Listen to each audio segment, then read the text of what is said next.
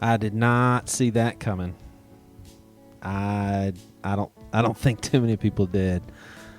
So let me preface this episode. I'm not a Democrat. I'm not a Republican. Although I have friends in minority groups such as the black community, LGBT community, I don't claim to fully grasp, or honestly, I don't claim to really grasp at all the pain or struggles that those brothers and sisters of mine endure here in America. I'll never have to endure that sort of thing. I didn't vote for Hillary. I didn't vote for Trump. I hate racism, inequality towards the gay community. I don't like disrespect towards people that don't adhere to the Christian faith. But here's the incriminating statement that Joey Svensson will make, and I think many will not like. I'm not devastated by the election outcomes. And I'm sure this is the result of a myriad of reasons. One, my minimizing of politics' impact. Yeah, probably to a fault. My higher esteeming of what I believe is Jesus' rule here in this universe. My acceptance that government will always be at best flawed and at worst sadistic. My belief in the checks and balance system of America. And, my contention that if Trump starts being the maniac that people fear he can be, he'll be stopped by both parties. I think there's a lot of smart people that voted for Trump that aren't racist, just like I think there's a lot of smart Hillary voters that don't revel in slaughtering babies. Hillary included, by the way. I don't think she loves abortions. A vote for Trump doesn't automatically denote a lack of empathy for minorities, just as a vote for Hillary doesn't mean you love them more. A vote for Hillary isn't the Christian vote. A vote for Trump surely isn't the Christian vote. So in this season, I'm trying to listen to people. I'm trying to understand where people are coming from. I mean, could all Trump voters be hateful idiots? Did third-party voters like myself throw away their vote? Are Hillary voters the only ones who would have loved to see a woman president? I'd say no, and no. My heart does hurt for people that are devastated, feel threatened, or feel like they're in danger now. I mean, if I personally see people spewing hate and malice, making others feel scared, you'd probably have to hold me back. I don't understand everything. I don't have all the answers, and I readily admit that I'm wrong about a lot of stuff. So maybe this is the turn of something devastating in our country. I shudder to think our country digressing from a lot of progress, and I do believe there's need to progress in ways we've digressed. I've heard people fearing, though, us going back to a civil rights era type society. Now, I believe this is doubtful, but if we started going in that direction, Trump's life would be in danger. No way he gets away with this. We have progressed too much. So going into this conversation, I readily admit ignorance. I know that I can be very naive, potentially in some of the stuff I've already said. And in many aspects of this conversation, that may come out, and I'm sorry for that. I also don't feel that's justification for me not to talk at all. Otherwise, how would I be corrected by you guys as listeners or be of any use to you? So I'm a big fan of team humanity. I believe we're all marked as people in need. My goal is to be a part of the catalyst for unity, listening, and mutual understanding. We're all right on some things. We're all wrong on some things. So let's listen and figure stuff out together. This conversation is one small drop of water in the ocean of needed conversation. I hope you guys enjoy. We sit here with Jack Hoy Jr., someone who I believe is a pretty wise, well thought out guy. So, like I said, hope you enjoy this conversation with Jack, my brother Jared, and myself.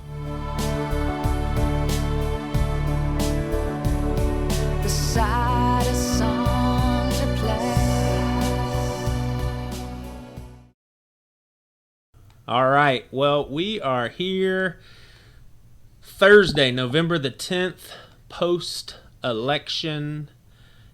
The whole country is pretty much in shock, I'd say. Some people are in celebratory shock, and some people are in dismay shock. And, Jared, I'm telling you and Jack this for the first time, that in the ballot box, I voted for Gary Johnson, and then for the next, let's see, I voted for Tim Scott because I know a lot of people that I respect that are close to him and say good things about him. He seems to be a pretty cool guy. And then I just started seeing more stuff that I didn't know who the people were, and I didn't even really maybe even know exactly what they do. So I started to type in Jack Hoy and with Junior at the end, but then it got to the point where it was like, there's just too many. I can't keep doing this. And then I figured, Jack, there's probably not enough of those coming in, so it probably wouldn't have made a difference. But I can say nobody's contacted me since the election. So I'm actually being serious. I wonder if they keep records of that. They're like, who's the random Jack Hoy guy? Hey, but I wouldn't be surprised if there were some other people in the Charleston area just like, Jack could probably do that, man. Maybe, yeah. So, Jared, I haven't talked to you in person. Are you pretty surprised? Yeah, I think I texted you and Mom and Dad that to me it's the biggest political upset in my lifetime. Yeah. I mean, I thought Trump had no shot at all. Yeah. So the fact that he won it, I was blown away. Like I tuned in around, I guess, 7:30, expecting to be able to turn it off by 8:30. Right. Like I figured once they called Florida for Clinton, it would be all over. Yeah. And so as I kept watching, it got closer and closer. And then all of a sudden he jumped ahead in states like North Carolina, Pennsylvania, and Florida. So I was like, wait a minute. And so, it became a tight race. Yeah. Yeah. So I was shocked. Yeah. Well, so if we have any new listeners, maybe some of you that started, maybe your first episode was with Sarwark from the Libertarian Party. We've had Jack on a handful of times, and I really respect just his thought process, and pretty insightful for me personally. If you want to revisit episode 40, we talked about the possible Trump presidency.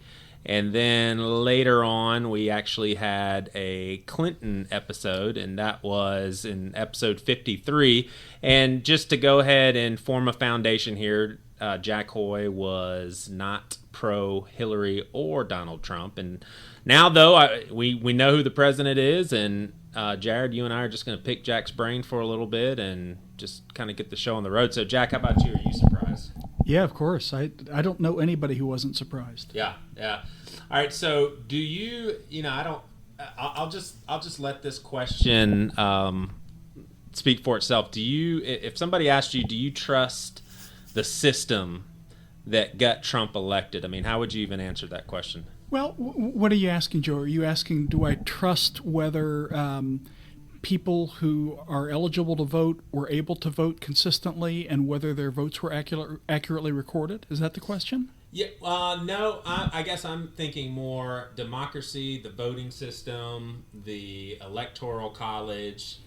Basically, can you say if there was no cheating going on, do you trust the system that gets presidents in? Well, here's what I would. So Winston Churchill once said that democracy is the worst form of government, except for all the others.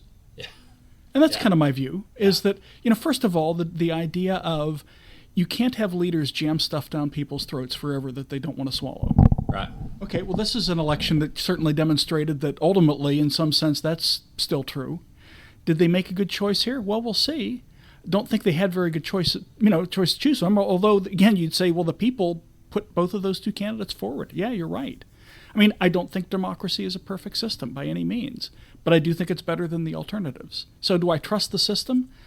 Not in the sense that I trust in God's goodness. It's a relative thing, but I do think it's a better system than the other alternatives that we've devised. Yeah. Do you guys think that Hillary is the only person that Trump could have beaten, Jared? Yeah, I think so. I don't want to say the only person, but probably pretty close. Which here's what I was thinking after the election. I was thinking to myself, especially for the Clintons, and I'm not just saying the Clintons. I mean the Bushes, for that matter. I mean, just people that are hardcore into politics. There's definitely something to legacy, and I would say that's probably a huge motivation for a lot of people to get elected. Is, man, I'm going to be the president of the United States, and I'll always be remembered and all that. Imagine what Hillary is dealing with mentally right now, that she could not beat Donald Trump. You know what's funny though? So one of the things, if you can remember back to when the Republican candidates started to emerge, whether 17 candidates or whatever, and one of the things that you had a lot of people saying was, boy, this is the strongest field of Republican candidates in a long, long time. And there's this clown over there, but overall it's a really, and he beat all of them. It's kind of like I kept having this thought, like if either party had nominated somebody halfway normal, they'd be running away with the election, but they didn't. And you kind of got to look at it now and say, like my immediate reaction to the question would have been, yes, she's the only one he could have beaten, except that he beat everybody else too on the way there. It's just interesting. Yeah. I think part of what it's saying is the electorate is in a really different mood, and they're making decisions in a very different way than we've seen for a long time. Yes. It seems to me too that Hillary is the kind of person that didn't really fire many people up. Like, I think Trump fired up angry white middle class, lower middle class, whatever. I don't think Hillary really fired up Latinos or black voters or anything like that. So I think that's ultimately what got Trump in there, is he did appeal, I think, in a real primal sense to a lot of the electorate. So they turned out perhaps in droves, whereas the people that Hillary needed to come out in droves probably just weren't that jazzed about voting for her and didn't show up. I think there's a lot of. I think you're right about that, Jared. The one thing that I would just say is, I think we got to quit characterizing Trump supporters as, well, there's just these angry white middle class, lower middle class people and working class. He got 60 million votes, and they weren't all neatly categorized into a basket of deplorables, right? Lots of people from lots of different backgrounds voted for Trump. Trump got more votes from minorities than Mitt Romney did. Yeah. Which is interesting. So I just think it's more complex than that. I hear what you're saying, and I think you're right that clearly his supporters were more motivated. He had some people who believed strongly in him. She had some people who preferred her to the alternative, but maybe not as many as were really convinced that she would be a great president. Yeah, I think what I really struggle with as of late, the election only happened a few days ago, but there's like this, and I don't know if I've already said, I've already said I voted Gary Johnson, but there's like this just assumption that anybody that voted Trump, they're just racist, redneck hillbillies that are uneducated or very hate-filled and, want to go back to the civil rights era, or better yet, pre-Civil War. And that's the same thing as Christians saying anybody that votes the Democratic ticket likes killing babies. Like, it's just not that simple, and it's just as unfair. And, that's the thing is, if you want to round it a little bit, they both split the vote. Hillary got a little bit more. So you mean to tell me half of the country hates black people? That's even the blacks who voted for Trump. Exactly. It's just crazy. Right. It's Right. crazy. Right. And I'm not defending necessarily even a Trump presidency. I'm just saying, man, that is just so irresponsible to write off half of the voters as bigots. That's just insane. It really is insane. And, I struggle too with, sure, Trump and how he carries himself in the public is deplorable. The things that he's said about women, very deplorable. Muslims and just all of that stuff. And I honestly didn't pay attention to him much, so I don't know a lot of the specific things that he said.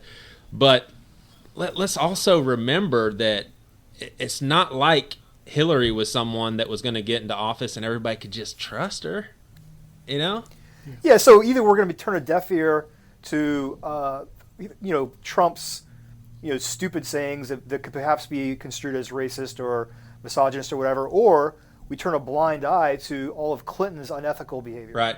But either way, we're kind of not looking at something that's glaringly unethical or irresponsible. Right. Whatever. And here's what I want to be careful of. Like, first of all, I'm not super wrapped up into politics. I definitely have more of a mentality of, you know what, I think the whole lump is somewhat crooked, and I don't hate America. I would call myself even a patriot, but I kind of have a distrust to how things are.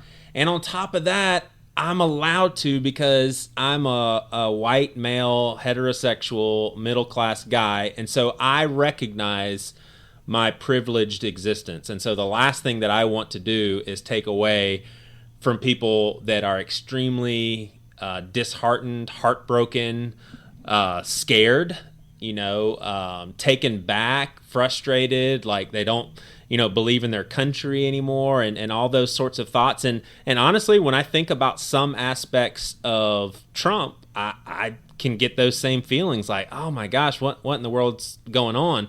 But what's the checks and balance system in this country for? Like, so let me ask you this, Jack. If Trump is as deplorable as most people think that he is, isn't our government set up in a way to where if he wanted to just go crazy, be a dictator, or God forbid, try to start lynching? Like, I've actually seen that suggested on Facebook.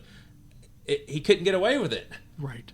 I mean, right. Is that common sense, or do I have a blind spot? No, I think it's common sense. Now, could the president break the law and get away with it? I mean, Barack Obama's been doing that for the past year, like very regularly, but not in a way that actually put individual lives in danger, right? More on fine points of the law and technically what's the way to do this. And one of the things that's interesting is in every case, he's got lawyers out putting out what his legal justification is. So I frame it as breaking the law, but it's not.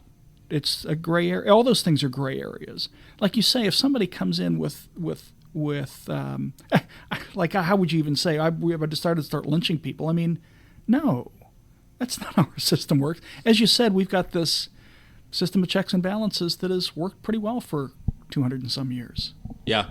So what do you say, Jack or Jared, to the people that went out to, the stories are all over the place, and I think that we would be wise to assume that at least half of them, if not more, maybe all of them. I would doubt that just because of how the internet operates, but stories are already coming out about kids being told in school, it's time for you to go back to Africa, or Muslims got to go, and people having stuff spray painted on their car, racial slurs and all that. How should we, just as privileged American male white guys, talk to people like that? Like, Jack, if a black family came up to you and said, how are you not just disgusted by who our president is and what our country now represents, when I just told you what happened to my kids in school today? Well, and if you're saying that somebody has the idea that because Donald Trump was elected, they're more free to do that, I don't think they are more free to do that. And I would tell you, I didn't vote for Donald Trump. I'm not a Donald Trump fan. I'm not, but we've got a nation of 330 million people, and there are going to be some idiots out there.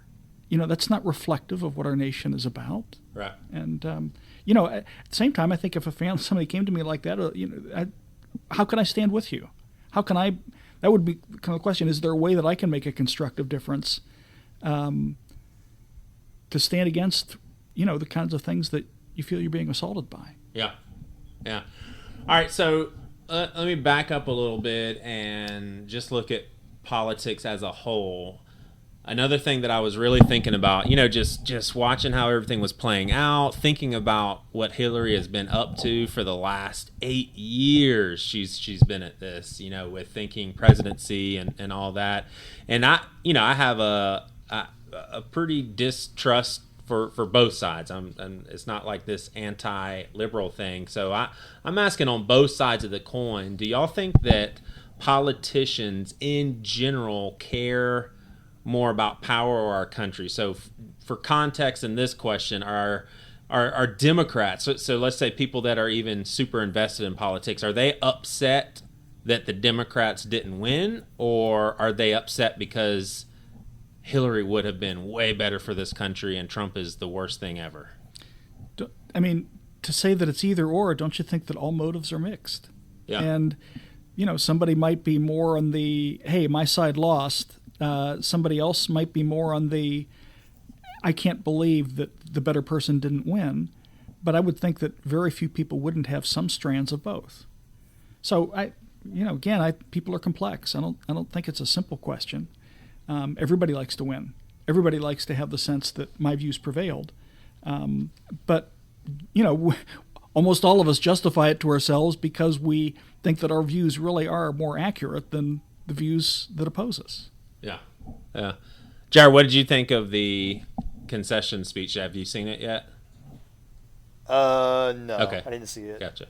I saw pieces. I heard some Barack Obama speeches I thought were really good, upbeat, trying to, have this peaceful transition, which I thought was cool. And then it seems like Trump's acceptance speech was pretty legit. Like, it seemed like he was trying to maybe repair some of the damage that he had done during the campaign.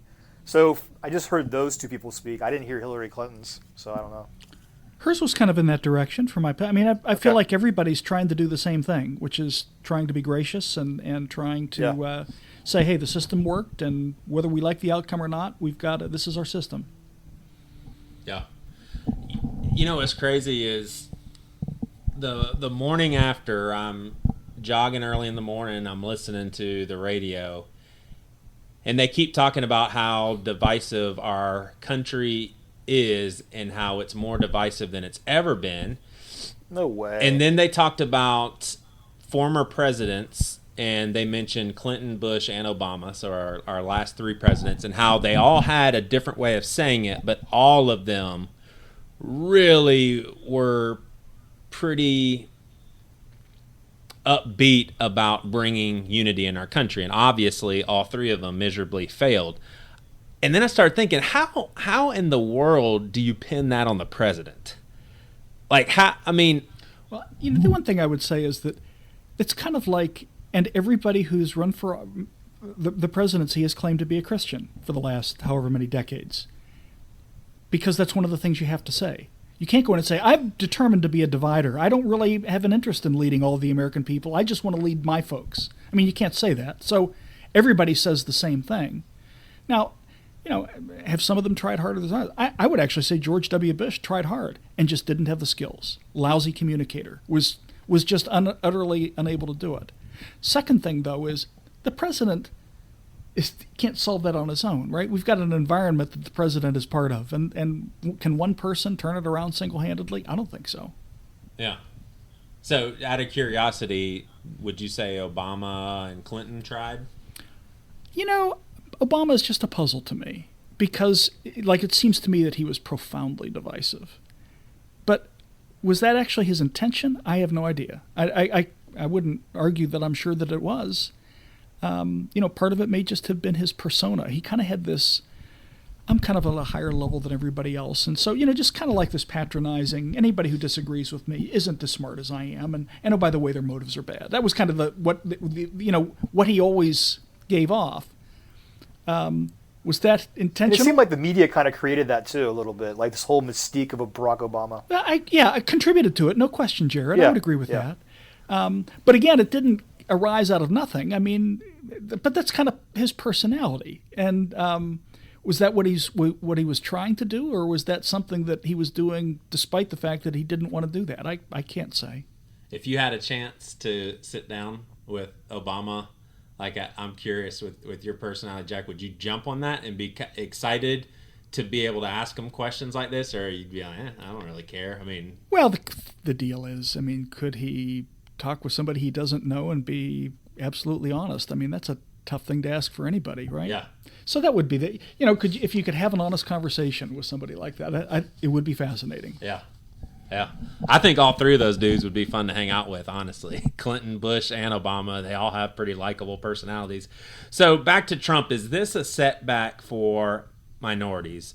And this is where all we can do, honestly, is assess this as outsiders. And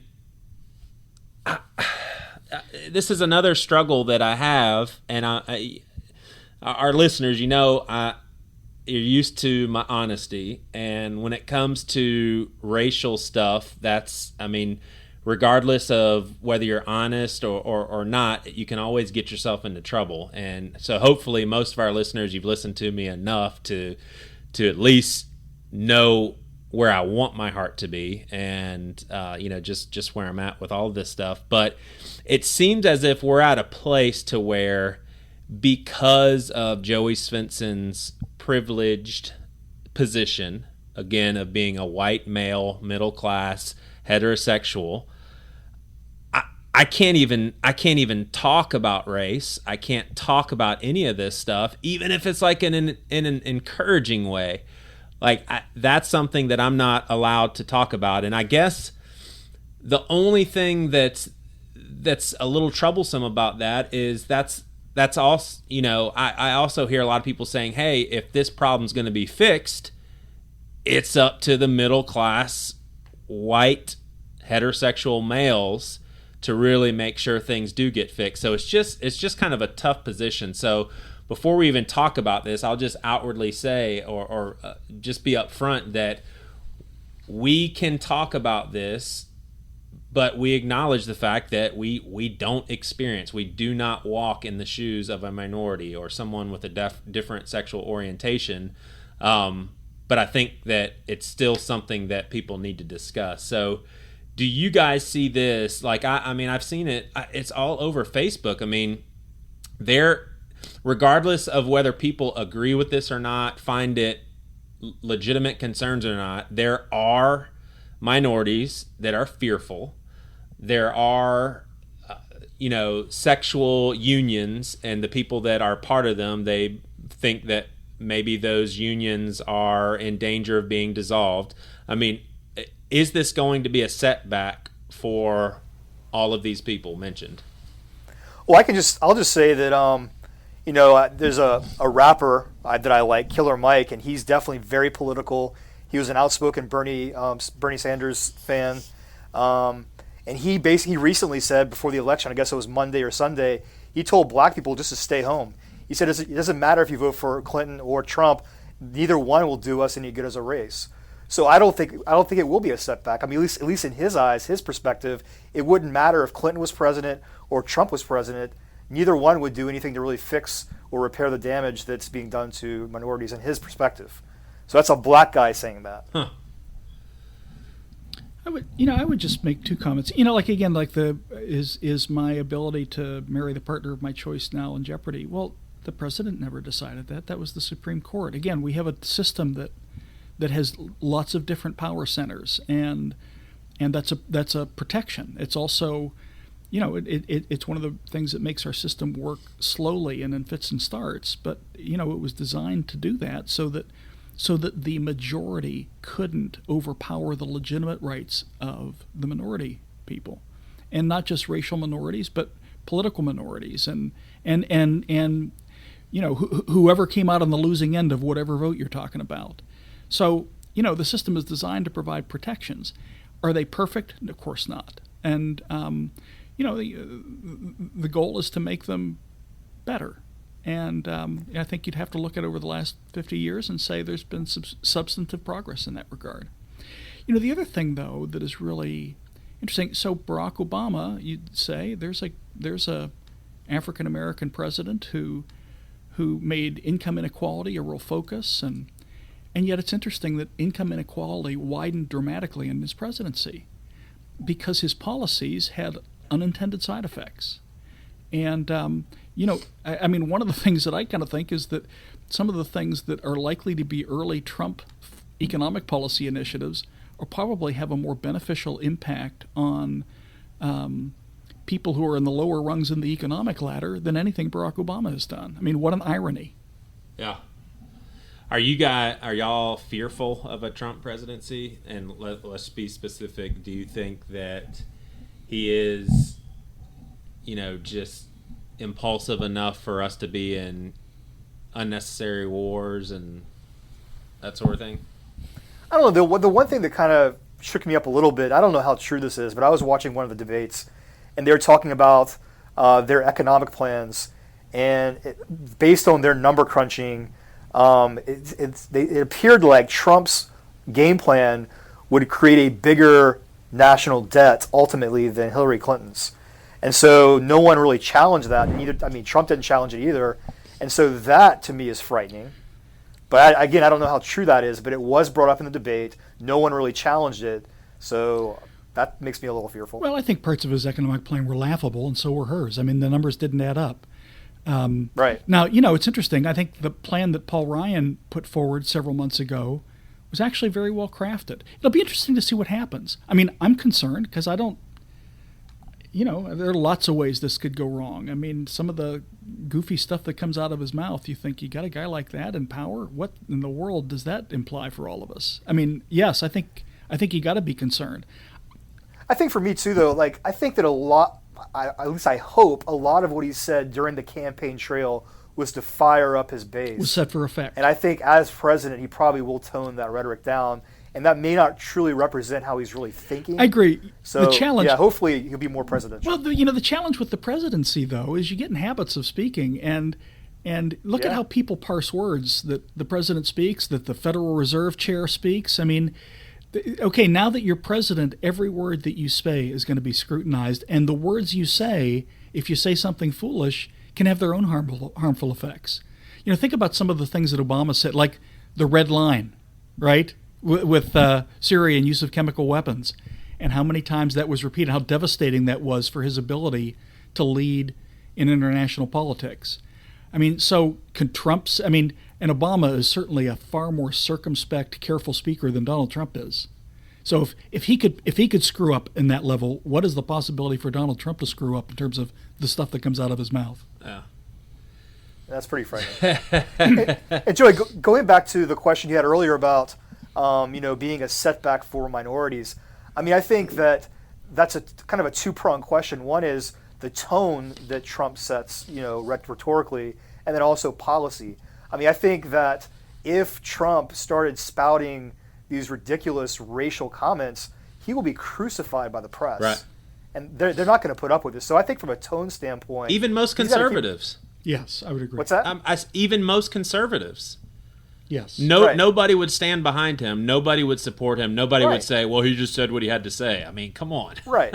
Exactly. So that's why I don't think from that standpoint, I don't think it's a setback. And then from a policy standpoint, I don't see it. I think there'll be a lot of spin.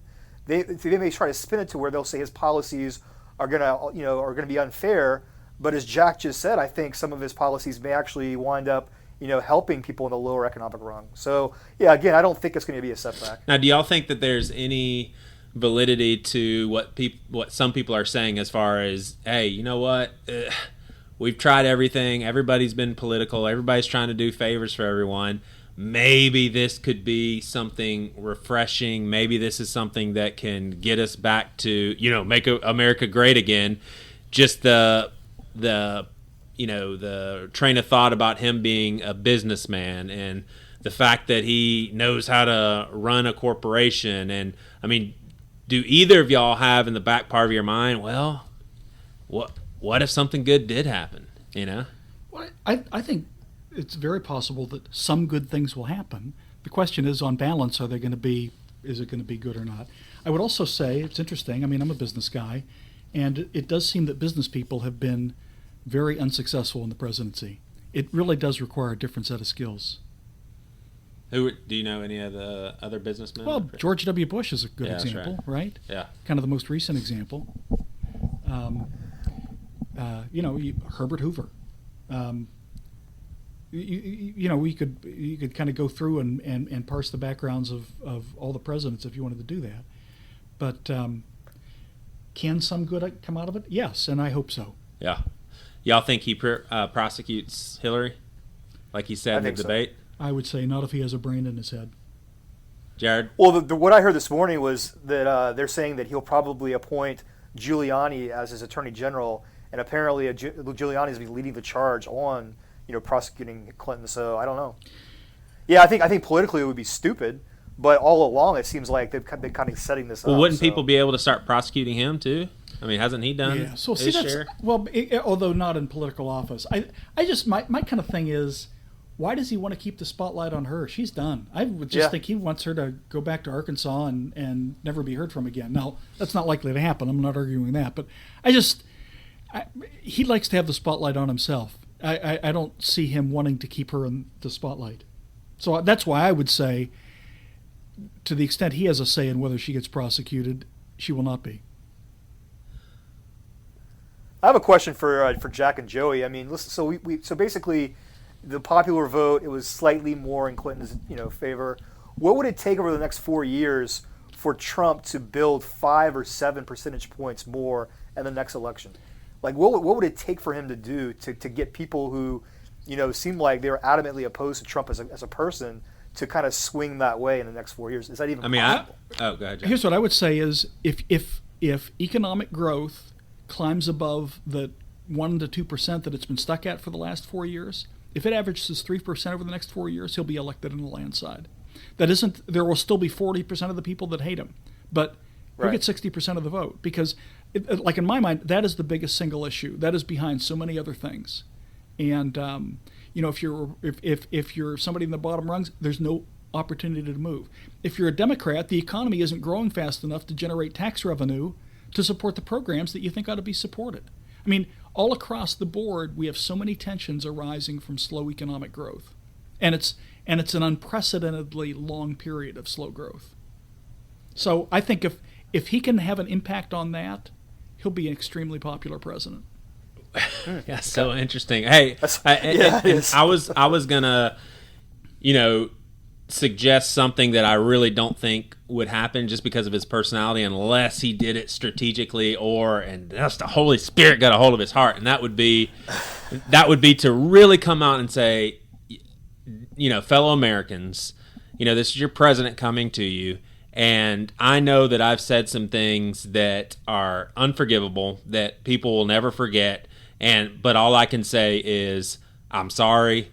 I said it out of anger, or I said it out of, just spitefulness, and no matter what, I can't make excuses for him, and I'm sorry. Like, I don't think he would ever do that, but if he did, and the economy was flourishing, I mean... And my view is, if he did that and the economy tanked, everybody would hate him and be voted out of office. That's kind of my thing. I just think it's like, we've had lots of wonderful sounding rhetoric for a long time and very poor results. I think people are ready for results. And, again, that probably sounds a little crass, but I really do think that's where it is, that how people view him is going to be determined on whether he's successful in having the system, the economic system specifically, work better than it has. Yeah. Wasn't it James Carville who constantly in the 90s said it's the economy stupid? Yes. Or somebody said that. You're exactly right, Jared. James Carville. And, I mean... I will say this, it will be pretty devastating to me personally and obviously to our country if we do see like major setbacks in, just the progress that we've made with equality and every sphere. And I'm curious, like, what do you guys think about and I'm very uneducated with our, uninformed about our immigrant situation and just, the numbers, how many are illegal, what that does to our economy, what it takes to be legal and all of that. But what is in y'all's opinion, I mean, y'all can only speak for yourselves, but what do y'all think is a balanced tension of, okay, let's be kind and let's continue to be a country that allows people life and liberty and pursuit of happiness, but I don't think we can have a door wide open with no rules, no regulations, or we're going to lose that place that so many people want to come to. So you can go one extreme, which would be horrible, and say, only Americans, everybody else, get out. We're not taking care of you. Doesn't matter who you are, blah, blah, blah. But it seems like the opposite extreme, it would eventually shut the country down anyway. Well, to me, the whole immigrant thing, it's very complicated. I mean, first of all, I would say a nation has to have control of its borders. I mean, you just do, ultimately, and we don't right now, and that's a problem, and that needs to be resolved. The idea of you're going to send 11 million people back, I mean, wow, that seems not only utterly unrealistic, but my view is, hey, we are all complicit in the illegal immigrants that have been in our midst for all these years. They've been cutting our grass and cutting our hair, and they've been serving us in restaurants, and they've been doing many, many other things. And to argue that somehow everything's their fault is, I think, ridiculous, unfair. Again, we're all immigrants here. It's just a question of which generation are you descended from that immigrated here. Yeah. And it's very natural for people to say, now that I'm here, I'd like to shut the door. But I don't think that that's good for our country or anything else. Yeah. It seems like there has to be it seems like there would be a way to somehow accommodate the illegal aliens already in America and get them on the track to becoming legal citizens. Like that's the part I guess I don't really understand. Maybe logistically it's tough to do that, but it seems like if they're here and they want to be here legally, why can't we make that happen and work with them? I agree. I mean, I think part of the deal then is then everybody will come. I mean, so to make that work, you kind of have to say, okay, we're going to grandfather in the people who are here, but we've got a process for making sure that millions more don't follow illegally. So if you're going to do that, you kind of have to have control of the borders. Okay, that makes sense. Oh my goodness, so much. So let's wrap it up with this. I think one of the most amazing things about politics, especially mixing it in with our church culture, the three of us ascribing to Christian faith in Jesus, it just blows my mind that Trump, to so many Christians, was the Christian choice. And we're talking 16 years ago, in the peak of the Clinton scandals, he was the most horrible, unfit, poor example of a president that should be ashamed of himself for the things he was doing in the Oval Office and the way that he treated women. But now Trump is our guy? I mean, I actually saw someone on Facebook saying Trump is the only choice for Christians. And this person was tying it to abortions and saying that basically God says choose life. Mrs. Clinton kills babies, so you have to choose Trump, which is pretty insane. I think we could all agree on that. But then just as crazy is you have a whole other population of Christians that believe black and white, Trump is not the Christian choice. Like, if you vote for Trump, you cannot be a valid Christian almost. And it's just like, how in the world? Because I'm not going to say, I'm sure there's people in both camps that don't really believe in Jesus and don't really have a faith in God. And I'm sure there's people on both sides that genuinely do, and they're trying to do the best they can. But how do we have that sort of sharp divide in the church? Obviously not enough people listening to bad Christian podcasts. Yeah, right. That would solve it all. Yeah. I mean, that's a really good question. And I just think that maybe as Christians, we have our pet favorite issues. Yeah. And so we just completely dive right in head first into those issues. And so the candidate that supports that one or two pet issues, we're kind of like blinded to everything else. And that's kind of the carrot that we're following, the carrot on the stick or whatever. So maybe that's it. Yeah. We're blinded to everything but our favorite or the most important issue. So if you really believe that abortion is murder, and you believe that Hillary Clinton is indirectly allowing murder to go on, that's the only thing you're looking at. That's the only thing you care about. So of course she's not the Christian choice in your perspective. I'm not justifying that. I'm just saying that could be the rationale behind that. Christians are so funny about that stuff, though. When we first moved to this area, to Charleston, South Carolina, we were visiting churches and went to this one church. So this would have been '94. So it was the midterm elections in Bill Clinton's first term, and of course the Republicans ended up winning a resounding victory. But so this woman was basically, we were in like a Sunday school class or something, and this woman's basically passing out, hey, like, here's information on all the Christian policy positions, just so you guys all know how to vote. And I'm looking at this thing, and one of them was term limits. Like that was the Christian position was to take a.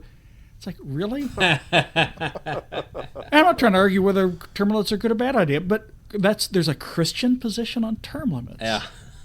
That's crazy. Anyway. That's great. It is definitely a weird union of politics and Christianity for sure. Yeah.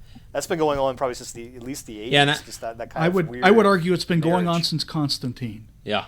At the point at which you started to have Christians in the highest leadership positions, then there becomes a sense of, hey, we're the status quo, and that can be, we justify it as that can really be good for the kingdom because we can make sure we have influence. But I just think that the spiritual message always gets corrupted by power. Yeah, and that would be, I agree with what you guys both said, and I think to add to that, I think there's an unhealthy escalation of politics, and it's seen as almost interwoven in their faith.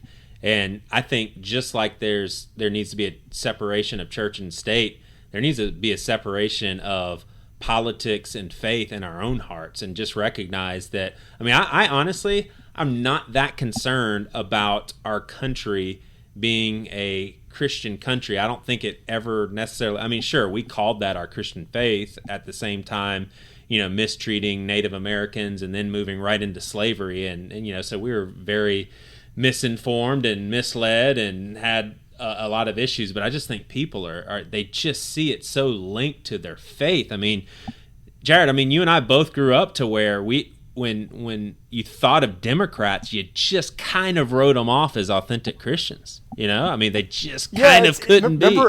Remember Clinton and Bush, like 92, like at our church, if you went there and you were thinking about voting for Clinton, you're like off your rocker. Yeah.